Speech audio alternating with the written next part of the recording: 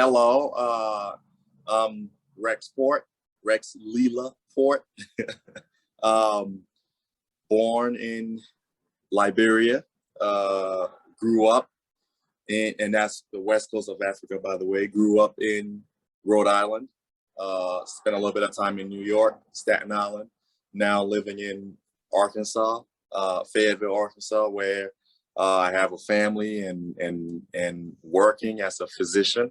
And this is where I finalized my medical schooling and medical career, finishing up residency here in Arkansas and working full time for a hospital system here. My mother's name is Leona Goodridge Porte, and my dad's name is Edward Tyndall Porte. My mother's Leona Goodridge Porte. Her father's name was James Wilfred Goodridge, and his father's name was James N.D. Goodridge, and his family came from the Barbados. Leona Goodridge Porte, the best qualities. Man, I know it's gonna sound a little cliche, but she's a wonderful, caring, loving, God-fearing, good-spirited woman.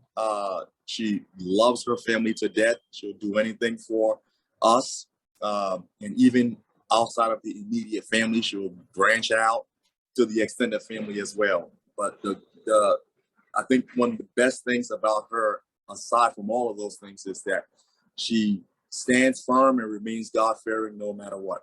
She'll always pray.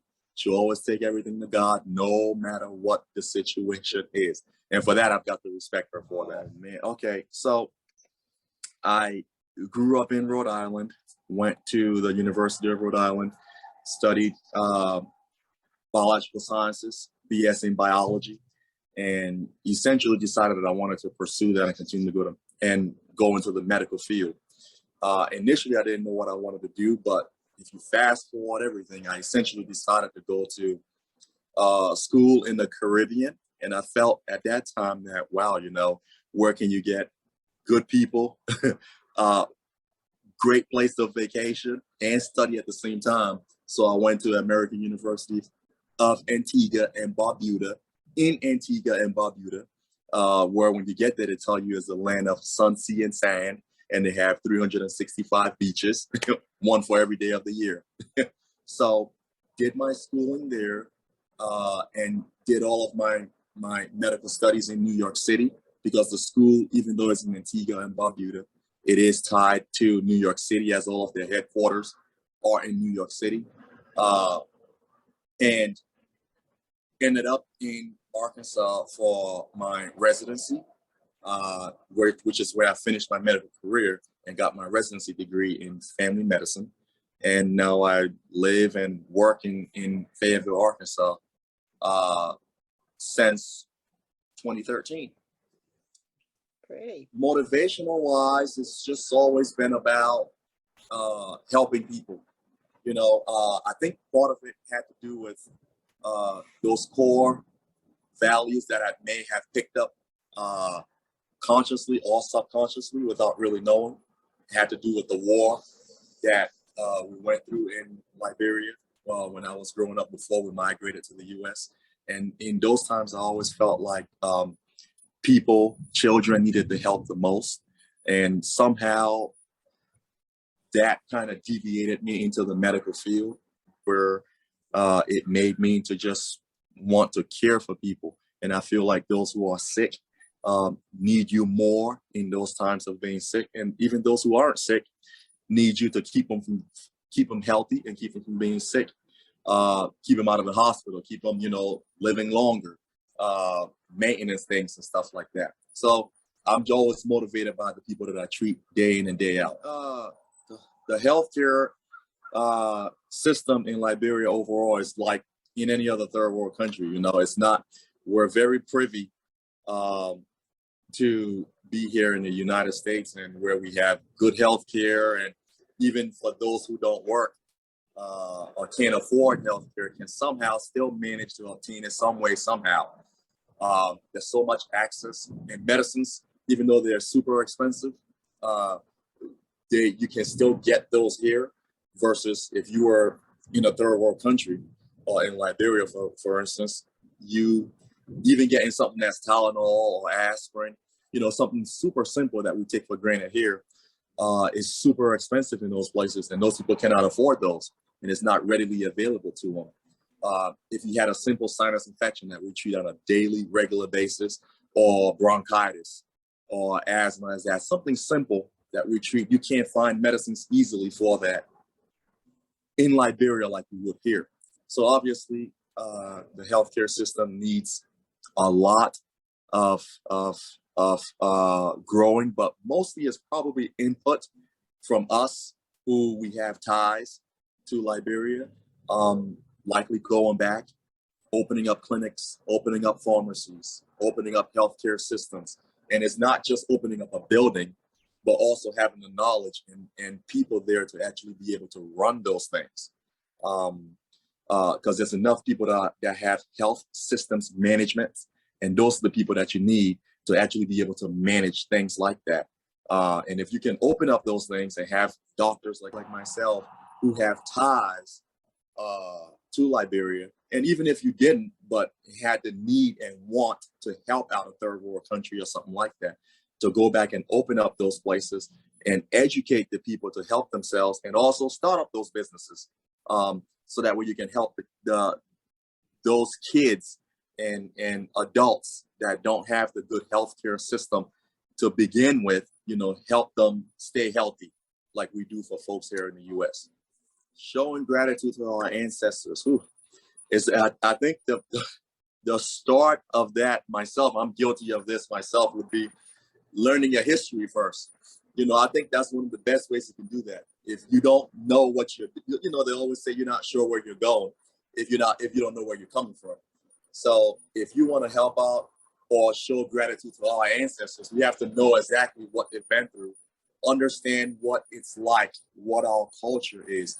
And I'm not just saying being Black or Afro-American but that native, culture where this is Liberia, this is the history of it, this is what happened to those folks, this is what those folks had to go through to get me here now, how many generations ahead that you can say I'm actually, an MD, I'm a medical doctor, and this is me carrying the name, the family name, but I'm not really sure, just because I'm carrying it, I'm not really sure what the history is behind the name and behind the people.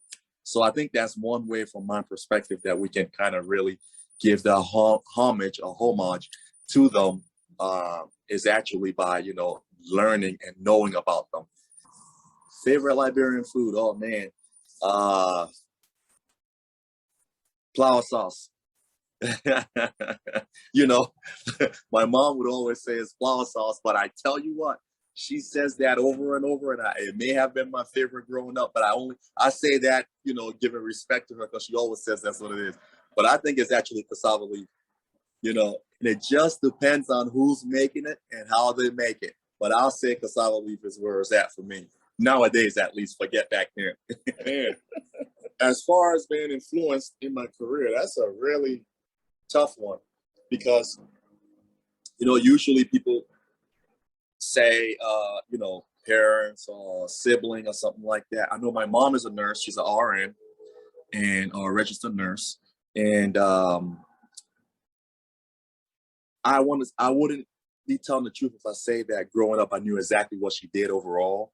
I just knew that, she worked in the hospital and stuff like that. But I never went for career day, or my mom never came to talk about career day for me to learn more about being a nurse and what it is to be a nurse and that sort of thing. I never went to work with her. Like some people say, oh, I went to that person's job with them and I saw what they do. For me, it's kind of strange how I got into the medical field. I had a really good friend of mine that I met in undergrad at the University of Rhode Island. Patricia Belizier is her name. And she was the one who kind of molded me and kind of brought me along the way. Even though I was lost, I was still that person. As much as I say I went through schooling in the US from middle school to high school and then college and all of that, I still think I was lost a lot along the way because of the trauma that I went through in Liberia.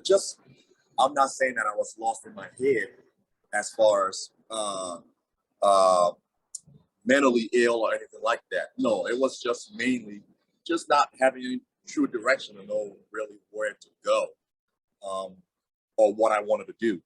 And not growing up in the US and coming to a brand new place really is difficult because you don't know anything. It's a new culture. You're learning everything. You have to go through so many trials and tribulations and changes. And without going through the system, not understanding what it is to have a guidance counselor to guide you through things like that, to kind of tell you, do this, do this, do that, not even knowing that they existed, to go to them for help unless somebody kind of told you about it. Because where I was, they never sought me out. You had to seek them out to really, get to where you wanted to go. So Patricia really was the one who, in college, I said, well, I love science. I want to do something in science. I thought I was always going to be working in a research lab or something like that, helping people out, because I always wanted to help people. And she said, well, what if we took it one step further and did medicine? And I said, sure, just nonchalant. And that's how the whole thing kind of opened up. And we did med school together and all that sort of thing. She pretty much dragged me along the way. And I love what I do now, but it's kind of hard to pinpoint it on one particular person. But I know I won't be here if it wasn't for Patricia. I know that for a fact. I say, as far as advice, a lot of people always think, even now I tell my patients, they say, I have a lot of patients who are enthused and they say, man, I could never do what you do. I do X, but I can't do what you do. Even if I meet with military folks, they say the same thing. And I tell them all the time, it's not necessarily that. I think anybody can become a medical doctor or go into the medical field.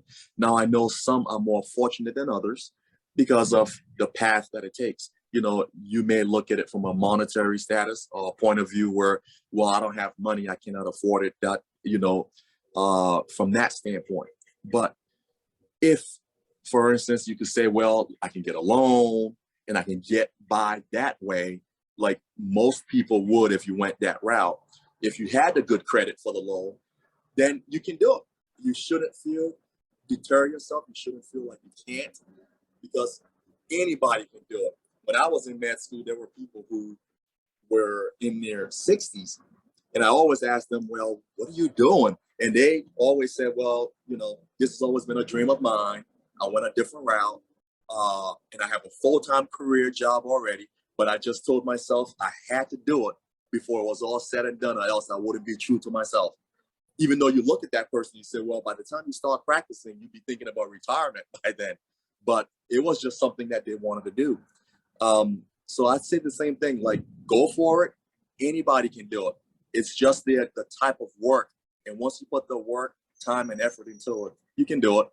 Just the same way I tell people, I don't know if I can ever be in the military, because I can't see myself purposely enlisting to go and fight anywhere, to pick up a gun and go and fight anywhere, even if it's for country, or family. It's just hard because I feel like certain people have that charisma about them. They have that thing about them that gives you that it factor. So just like not everybody can be a soldier, not everybody can be a dentist, but I still think that it's just about, if you want it, you can do it.